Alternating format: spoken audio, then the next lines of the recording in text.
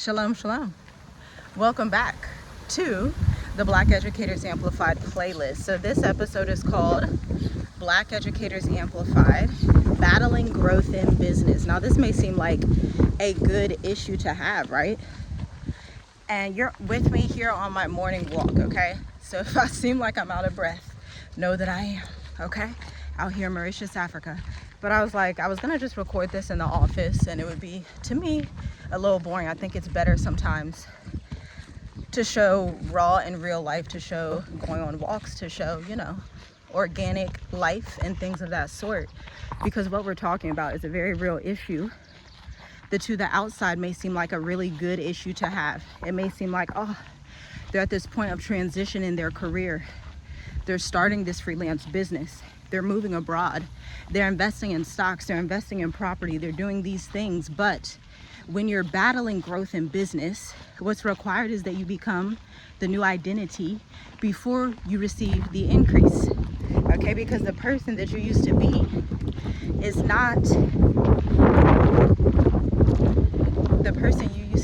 not necessarily really ready to receive the increase that you're stepping into. Now let's talk about what this tangibly looks like. For example, in our firm, I did the calculations. We sat down with a finance advisor, and what I've been doing in this season is so separate and opposite of what I was doing 4 years, 5 years in business. 4 years, 5 years in business was about 2021. 2021, I was still doing one-off projects, copywriting projects. They could be $400, $500, $600, $1,000. I had my first $3,000 client back then, and it was like, oh my gosh, amazing, whoa. But the season that I'm in now 5 years after that, about 4 or 5 years after that, it's 2025, is a newer season of higher contracts, longer retainers, where we are already at in our firm 60 to 75% capacity at any given time, which required a new identity. And that's something we don't talk a lot about with entrepreneurship. That shift alone required a new person, required a new CEO, required someone, myself, to become more elevated in the way that I communicate with clients, the boundaries that I set with non-clients, the boundaries that I set with clients coming in. And so a lot of your growth is based on, especially as a founder, as a CEO, your ability to set boundaries, number one. Number two, your ability to believe in yourself relentlessly. Number three, your willingness to be humble and scale. Because scaling and humility go hand in hand. Like, you can't scale without humility, or else it's just pride before a fall. It's growth before a fall, and we don't want to fall in business. We want to have sustained growth year on year. Now, as I was telling you, I look more at data and analytics now.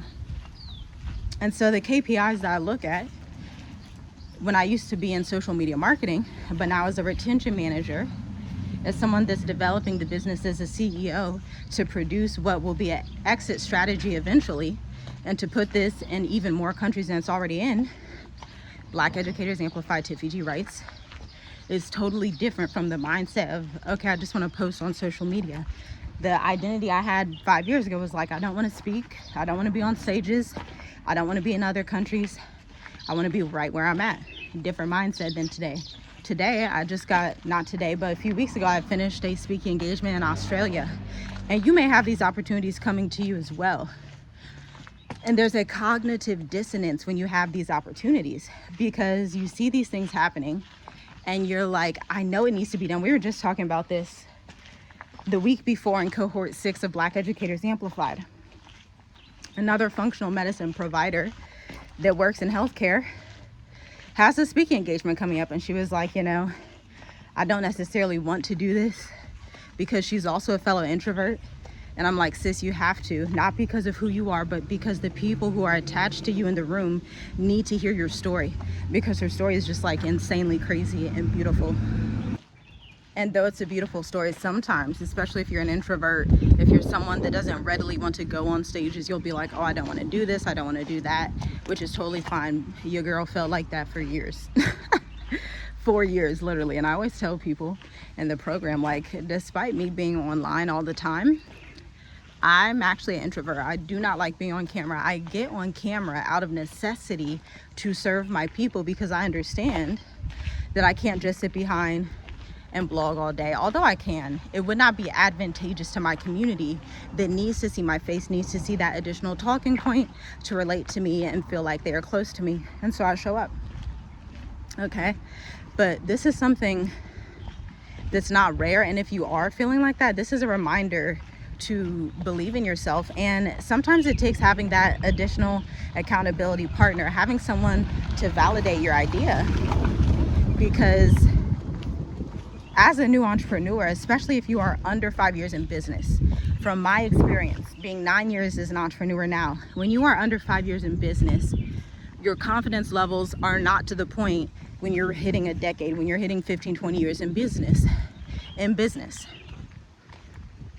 For example, in our agency, Tiffy G Writes, a lot of our clients recently have been 15, 20 years in business, 25 years in business. But here's what they don't know how to do. They don't understand email copywriting, retention marketing, website messaging, and the digital age, right? So that's why they put us on retainer for multiple years. And you have to think, what is your unfair advantage? Because just because someone at your job does not see value in what you do, or they see the value, because that's why they hired you, if you're honest, if they were honest as well. But just because they may pretend like you don't have value, or maybe your family or friends, whoever it is, does not mean that there are not other people in the world who are willing to pay top dollar for your value, nearly begging for someone to come out of the woodworks like you. But they will not be able to find you if you do not show up and show your face. They will not be able to find you if you do not publish a website. They will 100% not find you if you are not even findable on social media. Like, you can Google my name, Tiffany Garside, and everything I've done pops up automatically. I'm very findable. Why? Because I want to be accessible to the right people, not to everyone, like we were talking about a few moments ago. These are boundaries, client qualification procedures. There's even a way to use that in your website copy and website messaging so that you attract the right people and repel the wrong ones. You need to get to a place in business and life where you are not afraid of people not liking your business conviction. You need to get to a place where it's like, hey, I don't necessarily agree with what they say, and you're fine with that, because it's going to make you successful quicker when you have a specific conviction, versus if you do not have a specific conviction and you just want to be liked by everybody. It's hard to differentiate and see, why should I buy from this person? They sound like everybody else, right? So back to the data. I saw that our business has increased since 2021, when we lived in Tanzania, East Africa, 150%. I divided what we make now with what we made then times 100. It's 150% increase in 5 years. The best investment. So right now our business is a better investment than 99% of stocks. 150% increase. If anybody's an investor, you know that's very rare. This is why you are your best investment. And so if you were to put $5,000 in you, when I say in you understanding marketing and sales, not theory, because even those with college graduate degrees in marketing are having issues and getting fired from their jobs, right? And so in order for you not to be that person that is overly qualified but still getting fired, that means that you have to be good at personal branding, marketing yourself, creating your own website, understanding search engine optimization, retention marketing, email marketing, Facebook, Instagram marketing, hashtag research, competitor analysis, monthly reports. These are things that you need to understand, because theory alone will not take you there. Again, I've been talking about this so much on my Instagram at Tiffy G Writes. We are in the experience economy. And the experience economy means I value your expertise, your individual knowledge, your individual experience and life lessons, what you've been through, what you've done for clients, where you've been on earth. I value that as a corporation, as a business consultant, as a marketing strategist. You could even be an architect, right? You could be anybody. I value your experience over the amount of theory that you've received, because theory without application is like faith without works. It's dead. Theory without application Theory without a portfolio, theory without results, theory without happy clients who have gone through your process dozens of times, spanning multiple countries, is like faith without works. It's dead. You can't have theory without application. Then the theory isn't that great if we can't apply it. And this is the issue a lot of Black women entrepreneurs are facing, and why a lot of them are being fired. Because at the end of the day, and nobody really likes to say it in this harsh way, but it needs to be said, because I truly want you, my sister, my brother, to be successful. And so I'm not gonna sugarcoat it. For you to be successful, then you have to operate at the top 1% of society. When there is AI out there that can do generic stuff just fine, so you need to be able to 10 times that. Like, it's crazy how much our clients make in the agency from a $55K per year contract that they renew. They make 25, 30 times that. And you may say, well, why don't you raise the rates? And that's not always the goal. The goal is that you would get 10 to 25 times back your investment. That's what a good entrepreneur is. That's what a good business is, an excellent business. But if you are siding on mediocre, and one of the best ways to not be mediocre, aside from using your own personality and storytelling, is to get mentorship and to get coaching. My first 5 years in business, I invested in so many courses. I never got scammed, never had not one bad experience, because I know what I look for when I buy. And I'm also accountable for everything I do in my life. All of my coaches and consultants, excellent people, all of them are still in business. Every single one. I can't even name one coach or consultant I work with that's not in business. I can name peers who were around me who aren't in business, but the actual consultants and course creators, people that were willing to sit, and I say this because I'm so thankful for this, that there were people ahead of me making 7-8 figures that were willing to say, let me sit down and create my curriculum, create my expertise, put it in a container where someone else that is not where I am right now can learn it and master it for a high ticket fee. So grateful. So all praises to the Most High, because they're usually Black women who actually sit and do the work 9 times out of 10, at least in the areas I've been in and the circles I've been blessed to be in, to have people that would reach back and create curriculum, provide a service. Because at the end of the day, without a lot of these service providers, small entrepreneurs, it would be very difficult for the small business owner to succeed, because America is a society, especially Western society, that historically locks out people that look like us, Black and brown, locks them out from the secrets of success. Business, entrepreneurship, finance. These are things that used to be reserved for the elite of the society. But because Black women entrepreneurs, a lot of Black men out there as well, but in my case, Black women entrepreneurs were willing to not just be excellent in their field, but were willing to say, you know what, it's not enough just to be excellent at what I do and to serve my clients. Let me also provide curriculum. Let me put a service together to help small business owners that are from my community so that they can also increase, right? Like, if you teach somebody how to fish, it's way different than you throwing them the fish. You can throw somebody the fish and you're not really helping them. It may appear nice. Great, you threw me a fish. But unless you're actually willing to teach the process required to fish, required to get the big fish, required to be excellent at fishing, then you're just throwing stuff at them knowing that they may never get it. That's what low ticket resources are like. That's what low ticket services, cheap services, that's what it's like when you try to solve a $250,000 issue with a $300 product. It will never work. Similar with the Bible saying, you cannot put old wineskin in new wine glasses. You cannot put old wine in new wineskins. Like, make sure that where you are at in business is aligned with where you want to be. That's why I said the first 5 years of business, this is my model. The first 5 years are for investing in coaches and consultants. Hands down, that's what got me to where I am today. The next 5 years, when you're hitting a decade in, is for executing and hiring a team. This is why we have a team across the world and have had one since 2020. It's 5 years later again. That's why we were able to retain 150% growth. So not only were we investing in coaches and consultants, but we began to develop our team. And our team is mostly social media coordinators and engagement people, because social media is a huge part of how we grow our brand and get sales. That's like our sales engineering process that we teach our team, that we don't teach on the outside, and we'll never teach on the outside. That's an internal curriculum, internal training that only belongs to people on the inside who get the privilege and honor of working in the firm.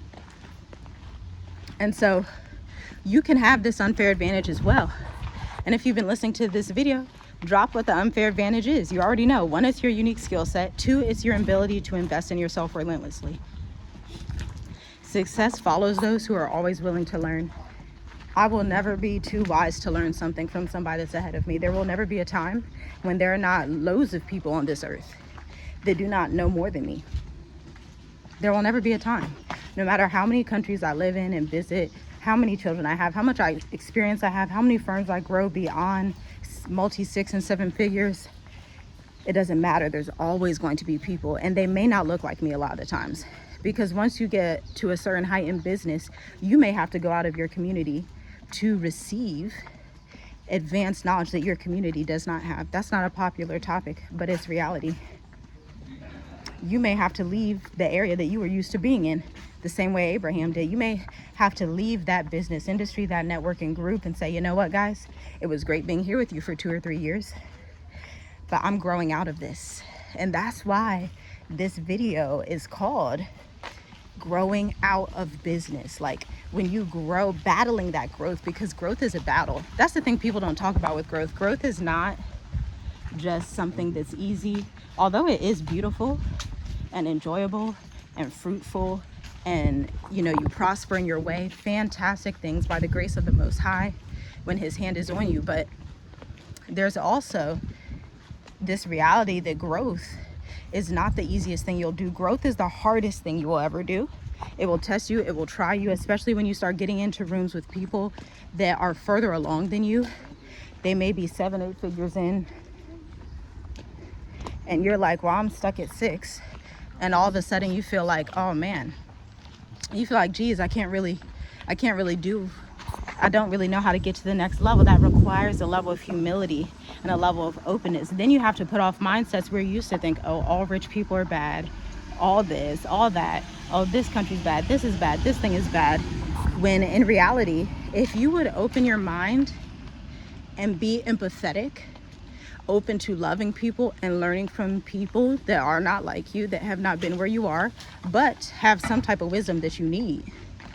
If you would have that mindset, then you would find success much quicker in your business. This is humility. This is meekness. And so that's what I'll leave you with for this now 19-minute video on my morning walk. I hope you enjoyed. Like, share, comment, and subscribe. And again, cohort 7 of Black Educators Amplified, we had to delay the date, okay? The date had to be delayed. We are at 70% capacity right now serving clients. We cannot take on too many more clients at this rate. So we delayed it. Typically, we like to do this every 8 weeks or something like that. But in cohort 7, 2025, we have actually had to delay this process back and work with people. We've had to delay this process back and work with people starting, I believe the date is August.